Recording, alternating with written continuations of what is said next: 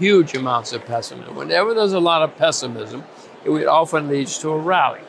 If something happens in Ukraine, there'll be a big rally. All right, Jim, going back to safe havens, gold, as we know, is supposed to be a safe haven, particularly in times of economic turmoil and geopolitical tensions. We certainly have that. Now, granted, gold has performed better than other asset classes. It's holding its value better, down about 7% year to date compared to the S&P 500, as we've mentioned, down 20%, the NASDAQ down 30%. So gold holding its own compared to other assets. And it does have to contend with a very strong dollar. But do you think that gold should be doing better in this environment? Well, again, it happens many times that when you have assets going down, nearly all assets go down. I mean, if you remember 2008, gold went down a lot at first. Then, of course, it hit bottom earlier and skyrocketed after that. It's another asset that we all like to buy or sell. I own a lot of gold, as you know. I'm not buying now. And if I will buy more silver soon, probably, or gold soon, probably. But no, in my view, and I'm a horrible market timer, but in my view, it's a normal correction in a time of despair, despite the time when people are worried about assets. And when they're worrying about assets, they throw everything out the window. And if people get margin calls, they have to sell anything they can to meet their margin calls. So what is the level that you would consider buying gold? That's a good question. I'll have to watch Kitco. No, the answer is the market will tell me. If I see hysteria in the market and panic and everybody's saying, get rid of my gold, that would probably make me want to buy gold again. So not a price level that you're watching for? No, it depends on what the market will tell me the price. I hope the market will tell me the price. I'll still get it wrong, but I hope the market will give me guidance. And people say, wait a minute, an international medium of exchange is supposed to be neutral. That's not the way it's supposed to work. So for many reasons, many countries are now looking, even our allies are now looking for something to compete because it could happen to them. You know, all of a sudden Washington could say, you're finished.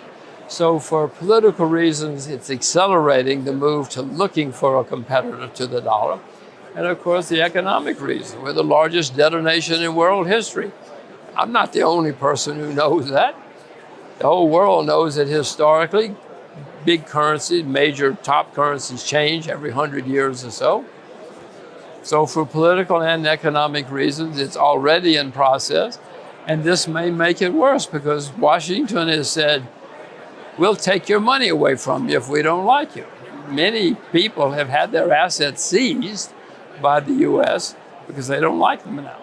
So in the long run, the weaponizing of the dollar serves against the dollar in terms of maintaining its dominance. But in the short term, we have the dollar performing incredibly well, stronger than the euro at the moment. Why is that? Well, I own a lot of U.S. dollars, as we've discussed before. The reason I own them, not because it's a sound currency, it's a disaster going forward. But in times of turmoil, people look for a safe haven. And for historic reasons, many people think the dollar is a safe haven. It's not, but they think it is. So I own a lot of U.S. dollars. U.S. dollar is going to get overpriced, might even turn into a bubble, depending on how bad things get. But somewhere along the line, and getting sooner rather than later, and I don't like saying it because I'm an American, but more and more people are accelerating the search for something to compete with the dollar. I don't know if you know what it's going to be, don't announce it on the air because I'm looking for it every day. Maybe a commodity-backed SDR or something. I'm skeptical, but who knows what they might try. What does a bubble in the dollar look like? Oh, the dollar right now is at par with the euro. The euro could go to 70 cents. You know, the euro could go down a lot against the dollar. That would be a big, big bubble in the U.S. dollar. But what is your outlook at large, especially as the Fed tightens more aggressively?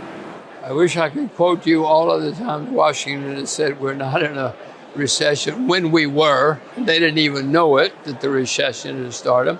And likewise, central bank people.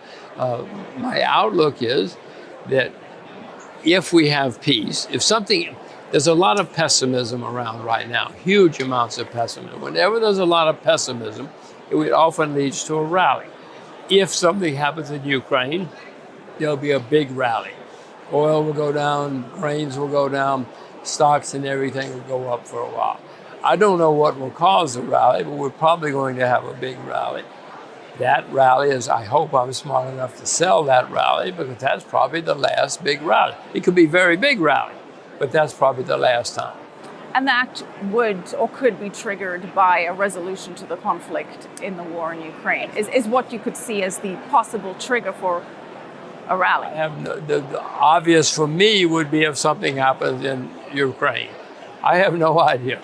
I don't have any inside information, but if something happens, that would cause a big rally. But you're saying we're currently in a bear market, but not necessarily the one that you anticipate will be the worst in your lifetime. When it's worst in my lifetime, you'll know it. It's not now? We're not in the middle of it now? No, this is not the worst bear market in my life. This is nothing. This is nothing. Oh my gosh. I have seen some astonishing bear markets, not just in the US, all over the world. But you don't think that we're in the beginning of the worst bear market of your lifetime? If you want to define it that way, yes. But if there were peace, we might make new highs. Okay. But still, that would not negate the bear market. Well, in terms of the outlook of the IMF, the International Monetary Fund, they think that inflation globally will likely be tamed by next year when rate hikes start to work.